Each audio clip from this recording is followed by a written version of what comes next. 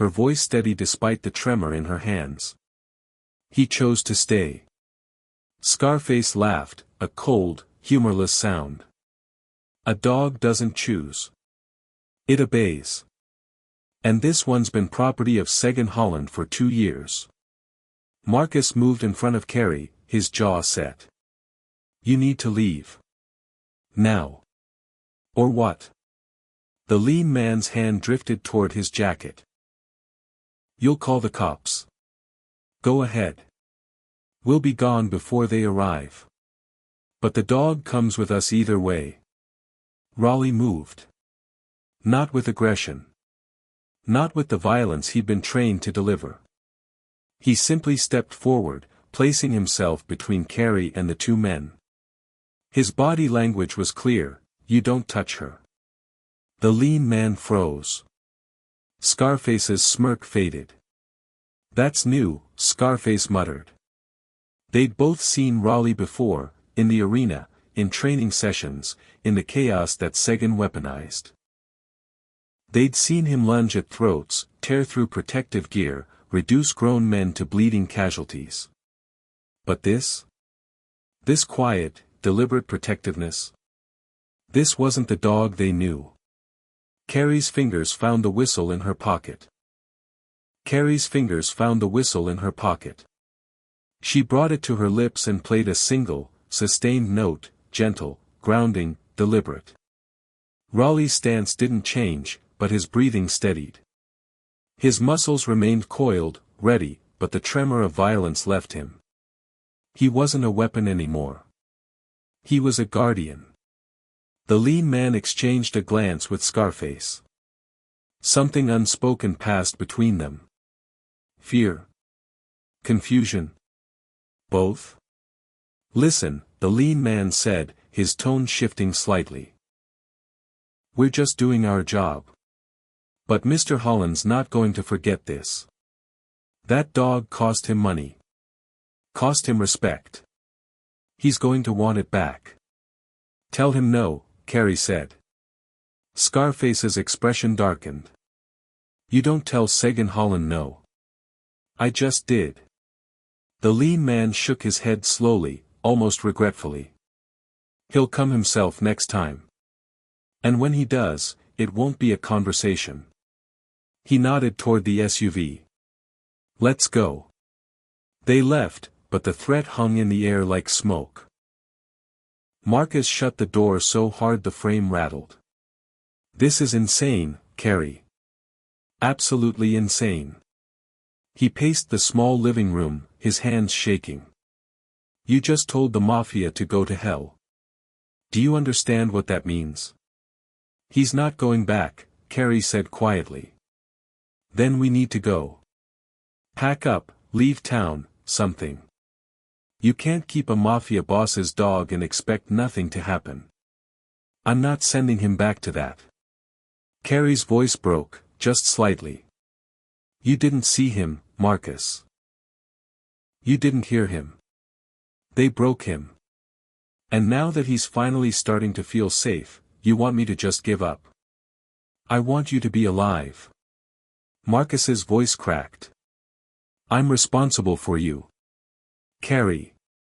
If something happens, if they come back and, he couldn't finish the sentence. Carrie crossed the room, her hand outstretched until it found his arm. Raleigh stayed because he trusts me. If I give him up now, what does that teach him? That trust doesn't matter. That safety is temporary. Marcus closed his eyes. This isn't just about a dog anymore. I know. Outside, Raleigh sat by the window, his ears swiveling toward every distant sound. Watching. Waiting. Protecting the only person who'd ever protected him. They came at 2 a.m. Carrie woke to Raleigh's low growl, not the frantic snarl from the arena, but something deeper, more certain.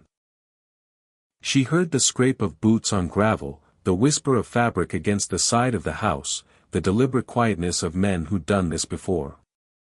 Marcus, she whispered, but he was already awake, his footsteps quick in the hallway. Stay in your room.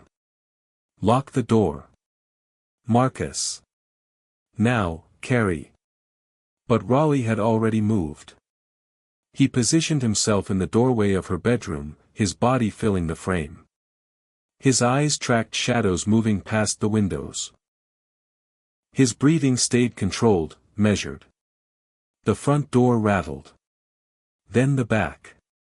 Then a window in the kitchen, testing, probing, searching for the easiest entry. Marcus's voice carried from the living room, tight with barely contained panic. I called the police. They're on their way. A voice answered from outside, calm, professional, unbothered. They won't get here in time. The back door splintered. 4 men entered, not the same 2 from before, but others. Bigger. More experienced. They moved through the house like water, spreading into rooms, checking corners. The leader spotted Marcus and dismissed him with a glance. Where's the girl? Marcus stepped into the hallway, blocking it with his body. You're not getting near her. Move. No. The leader sighed and nodded to one of his men, who stepped forward, but froze when he saw the hallway. Raleigh stood at the far end, directly in front of Carrie's door. He hadn't moved. Hadn't barked. He just stood there, his eyes locked on the intruders, his message unmistakable.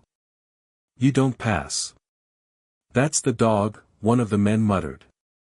Yeah, the leader said slowly. That's him. They'd all heard the stories. Some had seen the footage. But seeing Raleigh now, calm, deliberate, protective instead of aggressive, unsettled them in a way violence never had. We don't have time for this, the leader said. Get the dog. Trank him if you have to. One of the men pulled out a dart gun. Raised it. Carrie's door opened. She stepped into the hallway, her hand finding Raleigh's shoulder. She didn't say a word. She just raised the whistle to her lips. The first note floated through the house, soft, deliberate, impossibly calm. Raleigh's body relaxed. Not submissive. Not defeated. Just, steady. The men stared.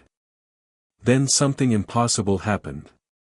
From outside, a second sound joined Raleigh's breathing, a whimper, sharp and panicked. One of the men turned. What the? Through the shattered back door, they could see the SUV parked in the alley. Inside it, pressed against the window, was another dog, the scarred pit bull from the shelter. The crew had brought him along as backup, a second weapon in case Raleigh proved difficult. But the pit bull wasn't snarling. He was trembling. Carrie played another note. The pit bull's whimpering stopped. His body stilled. And even from a distance, even through glass and metal, he responded to her. The leader's expression shifted from determination to something closer to disbelief. What the hell is she doing? I don't know, one of his men whispered. But it's working on both of them. Carrie lowered the whistle. Raleigh's not going back. And neither is the other one. You can tell Sagan that. The leader stared at her, this blind child standing in a dark hallway, unarmed, unafraid, with a dog that should have torn through them all but chose instead to simply exist beside her. This is a mistake, he said quietly. Then leave. For a long moment, no one moved. Then the leader gestured to his men. Let's go. They retreated, not in fear, but in confusion. As if the rules they'd always operated under had suddenly stopped making sense. When the sirens finally approached, the SUV was already gone. Mrs. Anders arrived minutes later, her face pale but unsurprised. She found Carrie sitting on the porch, Raleigh at her side, the pit bull now curled at her feet. They brought another dog, Carrie said softly. And he listened. Just like Raleigh. Mrs. Anders knelt beside her. That's because you're not controlling them, sweetheart. You're showing them what trust looks like. And once they feel it, they can't forget it. Carrie was quiet for a long time. Then she said, I need to talk to Segan. Marcus, standing in the doorway, looked horrified. Absolutely not. He's not going to stop, Carrie said.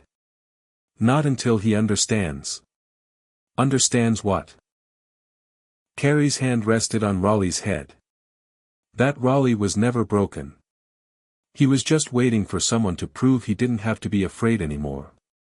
The mansion looked like it belonged to someone who wanted the world to know they'd won.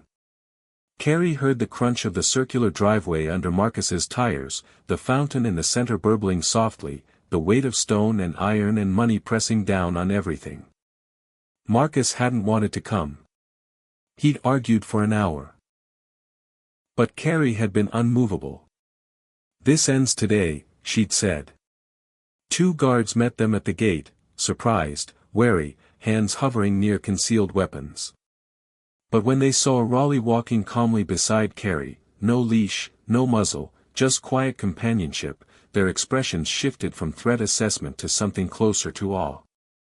Mr. Holland is expecting you, one of them said, his voice uncertain. They were led through a marble entryway, past paintings worth more than Carrie's entire neighborhood, down a hall that echoed with every footstep. Marcus stayed close, his hand on Carrie's shoulder, his other hand clenched into a fist. Segan waited in his study. He stood by the window, backlit by late afternoon sun, his silhouette sharp and unmoving. When they entered, his eyes went immediately to Raleigh. The dog who used to cower at his voice now stood beside a blind girl with his head high and his breathing steady. Leave us, Segan said to the guards. Sir, I don't think. Leave. They did. Marcus hesitated. It's okay, Carrie said quietly. I'm not leaving you alone with him. Then stay by the door. But let me talk. Marcus positioned himself in the doorway, arms crossed, jaw tight. Raleigh moved instinctively, placing himself between Carrie and Segan. Not aggressive, not threatening, just present. Protective. Segan's eyes narrowed. That's not the dog I trained. No, Carrie said. It's not. Segan stepped closer. Raleigh didn't flinch, but his body shifted slightly, angling toward Carrie. Segan stopped, something flickering across his face, surprise, maybe. Or recognition. You came here to lecture me? Segan's voice was cold, controlled. A child who's had my dog for a week thinks she understands him better than I do. You didn't break him, Carrie said simply. You scared him. The words landed like a slap. Segan's jaw tightened. I trained him to be strong. To be useful. To survive in a world that doesn't tolerate weakness. You trained him to be afraid, Carrie corrected. There's a difference. You don't know what you're talking about. Carrie reached into her pocket and pulled out the whistle. She played a single note, soft, breathy, grounding. Raleigh's ears relaxed. His tail moved once, gently. His entire body softened in a way Segan had never seen. And for the first time in 2 years, Segan saw past the weapon he'd created. He saw the dog. The memory came unbidden, Raleigh as a puppy, all oversized paws and clumsy enthusiasm, licking Segan's hand the first time they met. Before the training. Before the chains. Before Segan decided that loyalty required fear. There had been a moment, brief, forgettable. When Raleigh had curled up at his feet, trusting and content, and Segan had almost smiled. Almost. Then the world reminded him that softness was a liability. That power required distance. That love was a weakness men like him couldn't afford. So he'd chosen fear instead. Segan's expression cracked, just slightly, just enough. He was supposed to be loyal. He was afraid, Carrie said. That's not the same thing. He followed my commands. Because he thought you'd hurt him if he didn't. Sagan looked at Raleigh, really looked at him, and saw what he'd been avoiding for years. The dog had never chosen him. Had never trusted him. Had only obeyed because the alternative was pain. And now, standing beside this blind girl, Raleigh had something Sagan never gave him. Safety. Carrie turned toward the door. Raleigh followed without hesitation. Wait, Sagan said, his voice rougher than before. Carrie stopped. Why did you come here? She tilted her head, considering. Because I wanted you to see what you lost. Not the weapon. The dog. Sagan said nothing. He just stood there, surrounded by wealth and power and emptiness, watching Raleigh walk away with someone who'd given him the one thing Sagan never could. Trust. As they left, Marcus glanced back once. Sagan was still standing by the window, motionless, his reflection sharp in the glass. He looked, for the first time Marcus could remember, like a man who'd realized he'd won everything and understood nothing. The whispers started small, then spread like rot. Holland's losing it. Can't even control his own dog. If he's weak on this, what else is he weak on? Within 72 hours of Carrie's visit, 3 of Sagan's supply routes were hit. The Kowalski family moved into territory that had been untouchable for a decade. One of his longest-serving lieutenants disappeared in the night, taking half a crew and $250,000 in cash with him. The empire Sagan had built on fear was fracturing, and everyone could see it.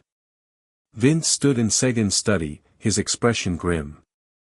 Benedetti's crew is asking for a sit-down. They say it's about restructuring territory agreements. He paused. That's code for. I know what it's code for.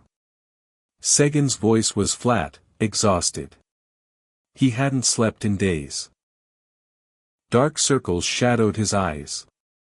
His hands, usually steady, trembled slightly as he poured a drink he didn't want. They think you're vulnerable, Vince continued. And they're not wrong. Half the organization is questioning whether you've still got it. The dog thing. Enough about the dog. It made you look human, boss. And in our world, human means dead. Sagan didn't respond. He just stared at the glass in his hand, watching the amber liquid catch the light. Across the city, Carrie's life had taken a turn she never anticipated. The story had leaked, not just through criminal channels, but to the media. Local news picked it up first, blind girl calms notorious Mafia dog. Then regional outlets. Then national. Her phone, Marcus's phone, really, wouldn't stop ringing. Interview requests. Documentary offers. Animal behaviorists wanting to study her methods. But Carrie wasn't interested in fame. She was interested in the dogs. The shelter called twice a week now. Dogs no one else could handle. Dogs labeled aggressive, dangerous, unadoptable. Carrie would arrive with Raleigh, her whistle, and a patience that seemed endless. And one by one, the broken dogs softened. A scarred Rottweiler who'd been used in fights. A shepherd mix who'd been chained outside for years. A mastiff who'd been beaten so badly he wouldn't let anyone near him. Carrie sat with each of them. Played her whistle. Let Raleigh show them what trust looked like. Word spread. Not just locally, but across state lines. Her quiet miracle was becoming a movement. Mrs. Anders watched from the shelter doorway one afternoon, shaking her head in wonder. You're doing something extraordinary, sweetheart. Carrie shrugged, her hand resting on Raleigh's head. I'm just listening. But Raleigh knew something was wrong. For 3 days straight, he refused to leave Carrie's side. Not to eat. Not to sleep. He positioned himself by her door at night, his body tense, his ears swiveling at every distant sound. "What's wrong with him?" Marcus asked. "He knows," Mrs. Anders said quietly. "Animals sense danger before we do." "Danger from what?" Mrs. Anders didn't answer. But her expression said enough. Seguin collapsed on a Tuesday. Not in public. Not in front of his men. Alone in his study, clutching his chest as pain radiated down his arm. He managed to call for help, managed to survive, but the doctor's words were clear: stress-induced cardiac event. Another one would kill him. "You need to step back," the doctor said. "Reduce stress. Change your lifestyle." Seguin almost laughed. Men like him didn't step back. They died at their desks or in the street, but they didn't retire. But lying in that hospital bed, staring at sterile white walls, something shifted. He thought about Raleigh. About the way the dog had looked at him in the study, not with hatred, but with something worse. Indifference. As if Seguin had already stopped mattering. He asked for paper. A pen. His handwriting, usually precise, came out shaky and uneven. "Dear Carrie." He stopped. Started again. "I don't know if you'll read this. I don't know if it matters. But there are things I need to say, and I'm running out of time to say them." The words came slowly at first, then faster. Confessions. Admissions. The truth about how he'd trained Raleigh. The realization that he'd mistaken fear for loyalty, control for respect. By the time he finished, 3 pages were filled with cramped, shaking letters. He sealed the envelope. And for the first time in his life, Seguin Holland admitted he'd been wrong. The driver arrived on a gray Thursday morning. Carrie heard the car before Marcus did, a sleek engine, expensive and deliberate, idling at the curb longer than it should. Raleigh's ears perked, but he didn't growl. Just watched. Marcus opened the door to find a man in a dark suit, older than the enforcers who'd come before, his expression neutral but not unkind. "I have something for Carrie Hayes," he said, holding out a manila envelope. "From Mr. Holland." Marcus tensed. "If this is another. It's not a threat." The driver's voice was quiet, almost respectful. "He asked me to deliver it personally. That's all." Marcus took the envelope, turning it over in his hands. No postmark. No return address. Just Carrie's name written in shaky handwriting across the front. The driver nodded once and left. Carrie sat on the porch, Raleigh at her feet, the envelope resting in her lap. Marcus had offered to read it aloud, but she'd asked him to leave her alone for this.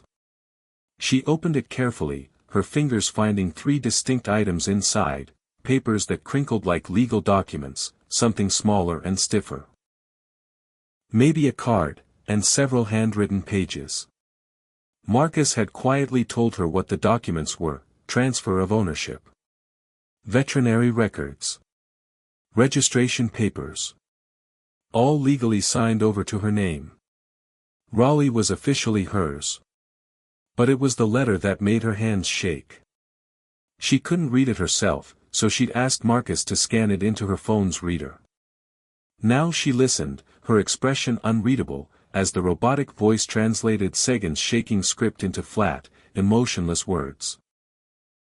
But the meaning came through anyway. "Dear Carrie.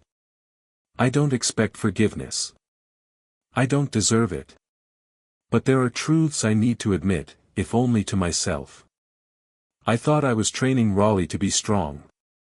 I told myself that discipline and fear would make him loyal, that control would keep him safe in a dangerous world. I was wrong. I didn't make him strong. I made him terrified. Every command I gave, every correction, every punishment, I thought I was building something. But I was only breaking it." And when you walked into that arena and did in 5 minutes what I couldn't do in 2 years, I realized something I'd spent my whole life avoiding. Fear isn't loyalty. It's just fear. You showed Raleigh something I never could. Safety. Trust. The kind of peace that doesn't come from dominance, but from understanding. I'm transferring him to you legally.